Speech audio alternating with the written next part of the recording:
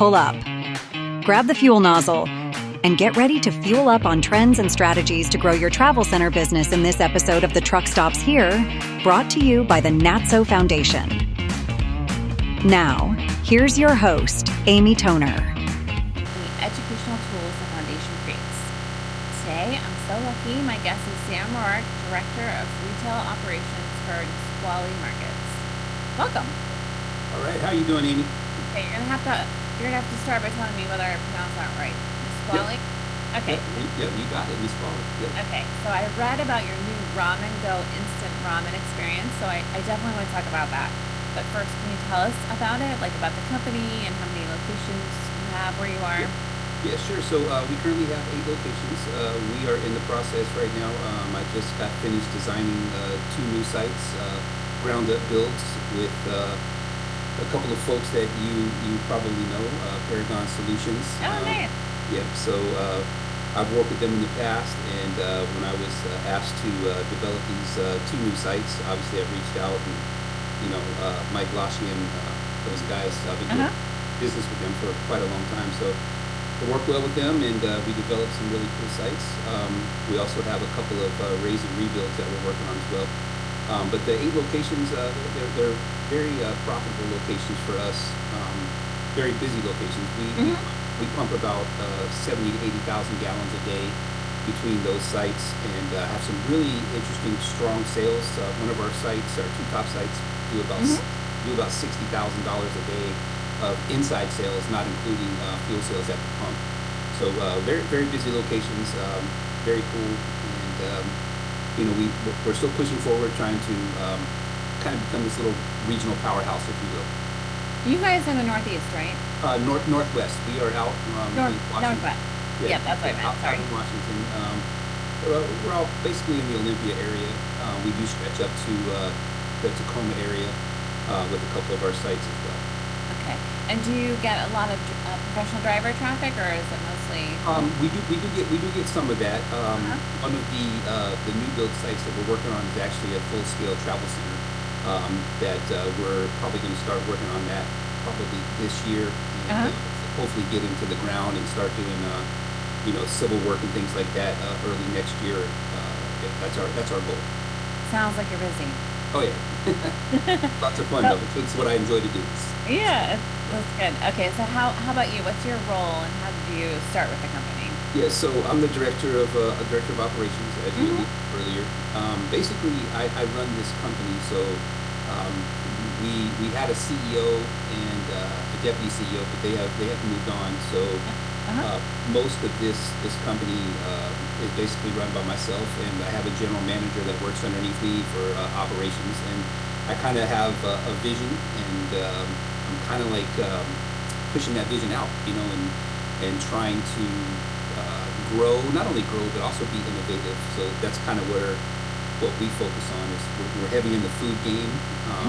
We do a lot of LTOs, and we have some very busy sites, but when it comes to Ramen Bay, to the Ramen Go experience, we partner with a company called Ramen Bay, and they are basically a freeze-dried topping company.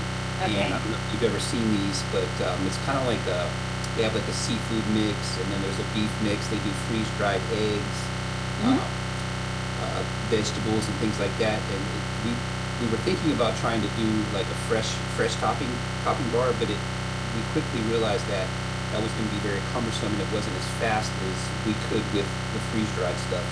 So we also import our noodles directly, and I want to make this clear on the podcast. This is not top ramen. This isn't what you go buy at the grocery store, for 80 cents. We use the top brands that are around the world today, like Udok noodles, Jin noodles, and Shin. And these is a big following worldwide. The ramen craze kind of caught my eye when I saw how many people were involved in it and were really just like all over it. And it's this thing that's instant, but it's also an upscale. It's not, like I said, it's not top ramen. These are really quality Korean noodles. And when I first tasted it, my grandkids brought it to me, and I was like, "What is this? This is not top ramen. This is something different." And instantly, I knew that I had to go check this out. So I quickly started researching it, and when I was on a trip to LA, I stopped at this strip mall. I was going to go into a C-store, and I saw this sign, and it said "Instant Ramen Noodle Shop," and I'm Uh-huh. like, it's not a ramen shop; it's an instant noodle ramen shop. So of course, I'm a foodie guy, so I'm like, I got to check this out.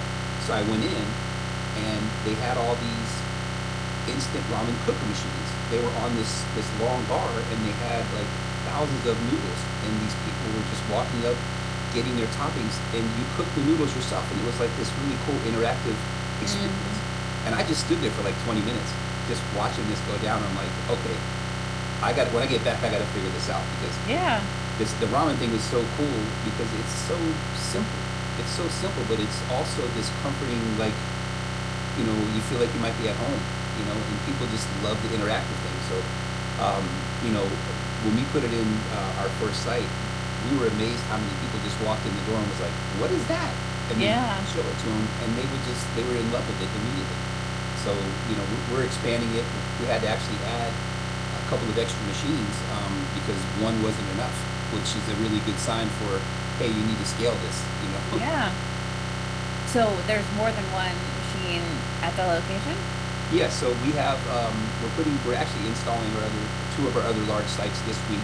Uh-huh. Um, and the one that we had in our office, that's in our office building's above one of our C stores Okay. out here by our casino.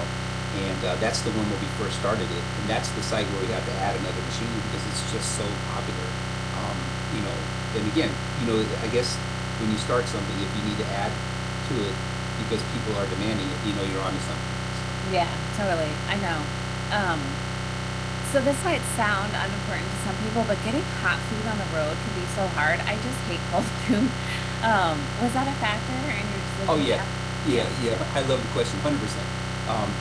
As you know, I started out in this business with Dan Alsacker, Uh-huh. at Broadway, Flying J, and we had, Saks was a diner that was at our main site actually, and the delis we had at the time were pretty small. I mean, we dabbled with certain things here and there, but when I moved on from them, I got hired by Petro truck stops. Darren Schulte, of course. You Mhm. might know that Yep. guy, maybe not. I And do. so there it was kind of a step up from working for Dan. We had a corporation, but it wasn't super huge. We had 40 truck stops, but I was involved in developing and opening our Spokane Travel Center with Petro, Mhm. and the deli program at the time was we didn't really have like a nationwide program, and so when we opened the Petro there in Spokane, I was told by my boss, Keith Kirkpatrick at the time, he said, "Hey, do what you want to do with the deli, but I want you to develop this program. We're growing." So I just dove in. I called all the food vendors and had them come out and bring me all these samples, and Mhm. we developed this deli thing. And from that point on time, I just kind of was like, okay, this is pretty neat, and I just kind of like felt like I needed to figure out how to do it, and so I honed my skills there. Yeah. Um, and I kind of fell in love with that whole, how can I make it, your normal burritos and, keto thing more and make Mhm.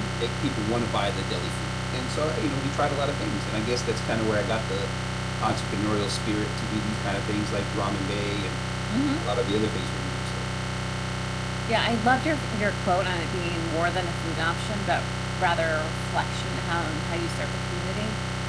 yeah, so Tell us more that, about that. that quote came from, I look at the world a little different than most people. Not everybody is in a financial situation, especially our customers that are working folks. They may have to use EBT. They may, Mhm. Yep.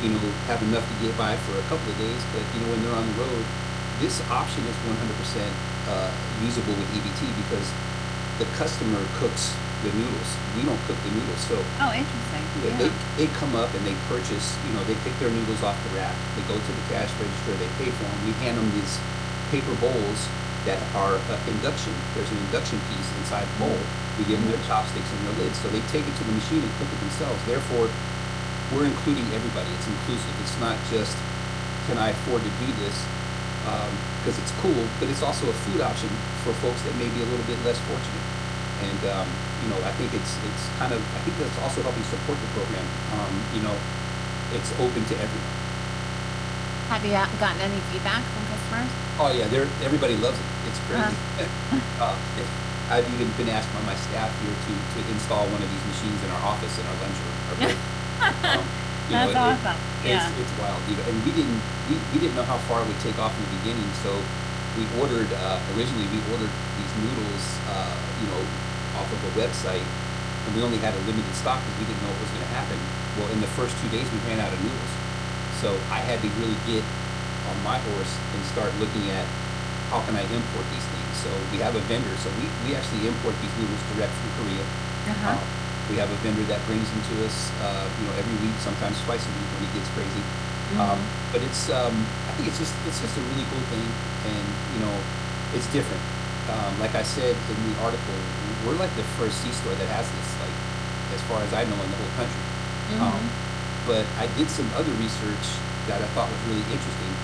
Um, in Korea and other Asian countries, they literally Mhm. have 24-hour instant ramen stores, and nobody's there. It's all vending machines. Okay. You just walk in and use your card, pick your noodles, and you go cook your stuff. And it's just wild. It's crazy.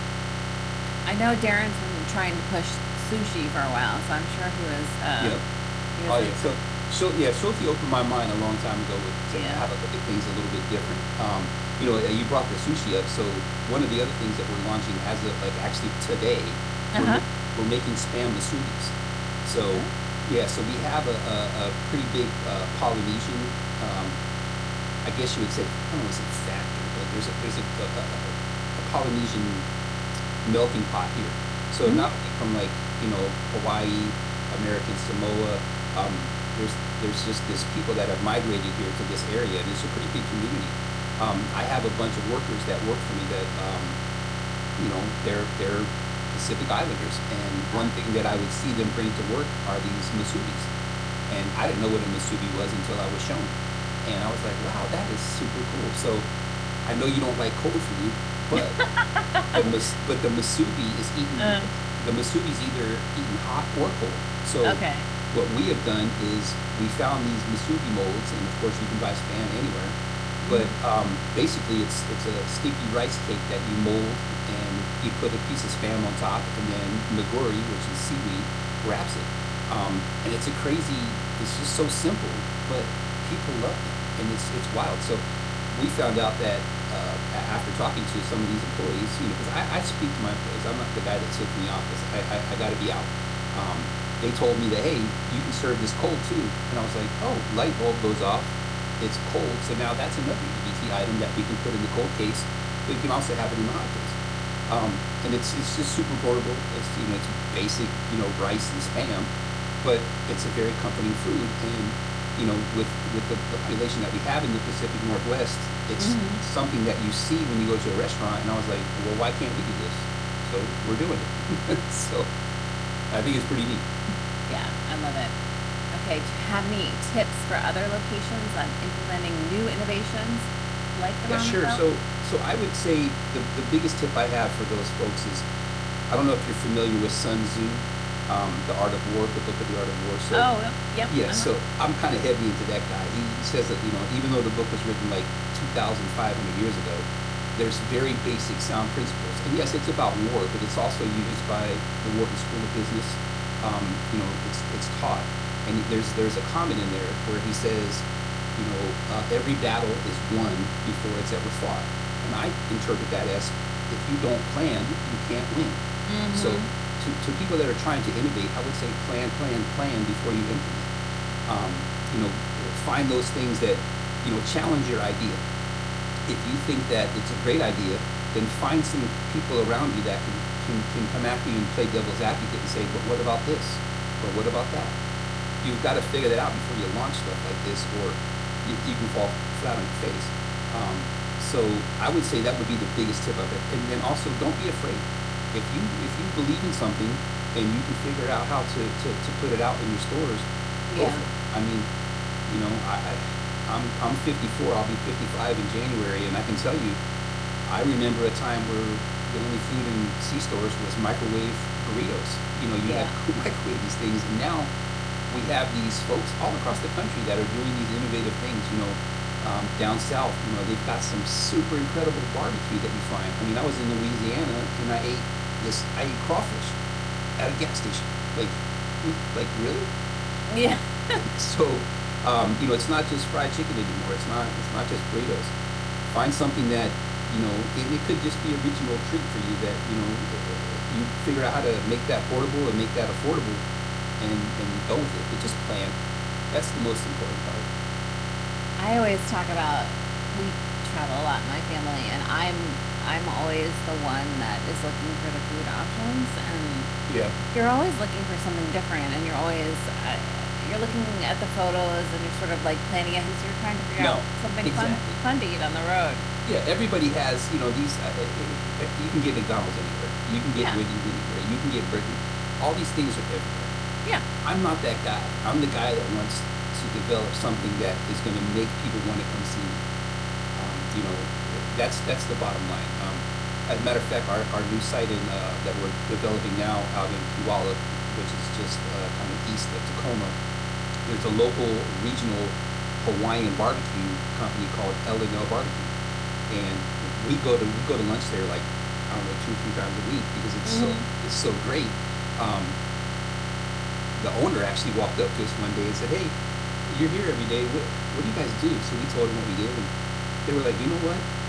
I would love to be in your stores."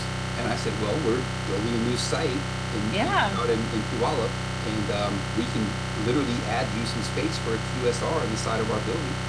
And she went, "Wow, really?" And I was like, "Yeah." So we're in a partnership with that. We're trying to bring those type of cool things that are not just everywhere. So Yeah. this would be a first where you have this L&L Hawaiian barbecue as an offshoot inside of our store, and it's just going to bring more people to us. I think that's where you just got to develop. Look at Naf Naf. I mean, 10 years ago we would have never thought of that. We would have been like, "What are you talking about?" And now they just signed a deal with Love's, and they're going to Yeah. start going in, and it's just that thing. So I think it's catering to who your customer is today. Like, just be smart. Just see what's out there. It's not just your average Joe anymore. There are so many multicultural folks in our business today that we need to figure out how to make them happy. You know, and if we can do it, do it. I mean, I think all those kind of cool concepts are really, really neat. It's expanding our horizons and figuring out how to do it right. I mean, perhaps this is naive of me, but it seems like whenever I hear about something that's interesting and cool and a little outside the box, it like works, like it. I It's know not like it's weird, yeah, and it's cool to see. Like, I mean, yeah, it's not always the big guys. I mean, we all know the big guys. We all know, mhm, but being small allows you to be nimble and yeah, you can move quickly. That's one thing I love about this job. If I want to do something, there's no red tape. The only red tape is me. yeah, And going back to my days at Petro, we had a little bit of red tape, but uh Darren would figure it out. Like if I came up with something and I thought maybe it would be cool, he's the first guy I'd call because I'd say, "Hey, how do I make this work? Like, we're a corporation, but we're not that big." right, And then when TA bought Petro, um, all of our worlds changed because it was 100% corporate. Like, yeah, we couldn't do nothing without 5 or 6 committees. It was super slow to get things done. You have all these great ideas, but you can't get them done because there's all these people in the way. Working here, there's nobody in the way, and that allows me to be creative, and that's what I love. I mean, it's fun to me to be able to implement and to bring things into existence that you may or may not be able to do with a big company. all right. Speaking of that, you've had a busy year. You also launched a new app with liquid barcodes in February. Can you tell us about it? Yeah, sure. It's pretty cool. It's called Go Nisqually, and Mm-hmm. basically, we saw a lot of folks in these big companies have these apps, and we quickly became jealous of it. I won't lie. We were like, "Oh man, look at this. Look how they're talking to their customers." And in the day and age of everything on demand, and younger and younger folks in our stores, this is how they communicate. Like, name a kid that you don't see with the phone in their hand, or a young adult I mean, it's crazy. So we really wanted to do this, and we ran into some folks at Nax. Uh-huh. We kind of pick and choose from a couple of different vendors, but these guys, we were able to work with them one-on-one to develop what we wanted. And I think when I was speaking to Max, did a podcast with them about Go Nisqually, the app, Uh-huh. uh, I'm very quick about doing things, and I say a lot of things that just come out of my brain. And these guys got it. Like I would rapid fire hit them with all this stuff, and then 3 days later, I've got this demo app in my hand, and I'm like, they were listening. Yeah. And so we started this about 3 months ago. We now have over 13,000 unique users that are on the app. Mm-hmm. The crazy thing is the engagement. 77% of these people are on this thing every day, multiple times a day. Wow. And we have gamification. And the cool thing we did with our app, Mm-hmm. we partnered with vendors. So on our prize wheel, you can win a Monster, a Rockstar, all these food items, candy bars. The vendors are paying for those. So on the spins, we're not eating that. The vendors are using it as a promotional tool, and it puts their product out. So when they launch things, we'll put it on the app and say, hey, each one of our sites can win 10 of these new items every day, and they'll sponsor it for 30 days. And to the end user, it looks like, oh, Nisqually Markets is giving away all this cool stuff. Well, we are, but we're not paying for it because the vendors want to promote it. So we also give away a lot of prizes on the app. And I think the coolest thing is that people not only signed up for it, but they're engaging. So all of our promotional deals inside the stores run through the app. Mm-hmm. And the conversion rate was a little slow in the beginning, but when we modified that and we actually said, hey, on this date, all of the inside deals are now going to be only through the app, our signups exploded. And everybody because we have these really great deals, you can't get them without the app. And Yeah. now we have all the data and the analytics behind it, and we're looking at how we do our next campaigns based on the previous campaigns. So anybody that doesn't have an app, I highly suggest you figure out to get one because I think we may have even been late to the game, but we're in the game now, and it's really cool. Did Liquid Barcodes, do they help you with that sort of like analytics and? Oh, yeah. Yeah. Yeah, so they have a dashboard, and I have a marketing team that works for me. We have folks, and one of them, all they do is analyze the data. That's how we figure out what worked, and, what price point worked. Was it a BOGO? Was it, 3 for 6 or things like that? As a matter of fact, for the past 2 years, we have been the largest Monster seller in small C-store format on in the entire West Coast, and that includes like big guys. I mean, name a brand, and I'll tell you they're out here. We're kicking their butts. We actually sell more energy drinks than grocery stores that are in our own footprint. But it's based on these crazy deals and these giveaways and going through the app. It's quite impressive. We've actually had the president of Monster, a president of Monster, stop by and see us multiple times in the past 3 years because they were amazed at how are these little guys selling all this stuff, and it's just the synergy once you get it going. Don't they have like a lot of celebrity endorsements? Oh yeah. We get to see them. We get to see them when we go to NAX. We sell a lot. In recent memory, the most hilarious one I've seen is we met Rob. What's his name? Gronk. He was in this green room, and I didn't know he was in there.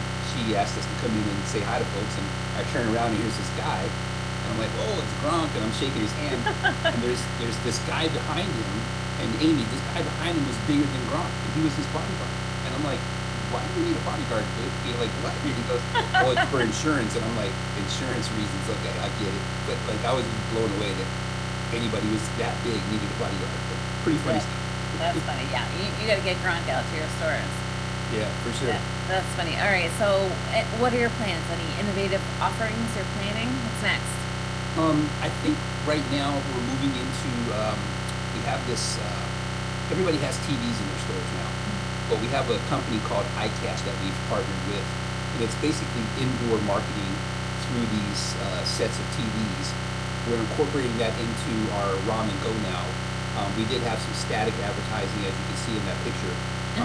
we're actually receiving our monitors for Ramen Go today, and basically it's kind of like an interactive display menu. So it spells out how you do it, but these screens you're able to connect via Wi-Fi, and they have a portable computer in them. So we're really getting into the advertising piece. We've now connected to our fountain machines that have screens on them, to our GSTV out of the forecourt, and to these TVs that we have in the stores through iCatch. And now we've created this marketing space that we are now selling. We're selling the marketing space to local vendors because I run a advertising and marketing department for the tribe. We have really large, like these big highway, billboard-sized TVs, and we sell all that advertising. Well, now we're going to start using that inside the store and at the pump for the same vendors, and we'll share the space, but it's going to cost you. The amount of traffic that we see every day, we're able to sell that because we have so many folks coming in and out of our stores every day. These vendors and these companies, they're chomping at the bit to reach those folks as well. So we're trying to monetize what we can. That sounds awesome. All right, well, before I let you go, I'm going to ask you my fun questions, okay? Yes. No? Okay. Do you prefer to ride or drive? Oh, I gotta drive. Okay. What is your go-to on the road snack?